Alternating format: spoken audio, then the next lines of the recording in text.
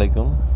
আমরা হঠাৎ করেই রাতের বেলা প্রায়ই দেখি যে শিশুরা কান্নায় জেগে ওঠে, অনেক কান্নাকাটি করে, কানে হাত দেয়। তো সে বিষয়টাকে আমরা অনেক সময় গুরুত্ব দেই না। ভাবি যে হয়তো বাচ্চার জ্বর এসছে সেজন্য বাচ্চা কান্নাকাটি করছে। আসলে সেটি কোনো কানের ব্যথা নয় তো। আমরা সেদিক থেকে একটু লক্ষ্য করলে দেখতে পাবো বাচ্চার যদি রাতের বেলা প্রচণ্ড কান্নাকাটি করে ছোট বাচ্চাগুলো, তাদেরকে অবশ্যই কানের দিকটা খেয়াল রাখবেন। এবং সেদিকে আমরা যেহেতু এর সাথে কানের ব্যথার সাথে জ্বর হয়, সবাই জ্বরকে প্রাধান্য দেই, ভাবি যে কোনো কারণে হয়তো জ্বর এসছে, জ্বরটাই তার মেইন সমস্যা। আসলে এ ধরনের সমস্যা বাচ্চারা প্রায়ই কানের সমস্যায় ভুগে থাকে, তাদের কানের ব্যথা হতে পারে। সেটিকে এড়িয়ে যাওয়ার কোনো সুযোগ নেই।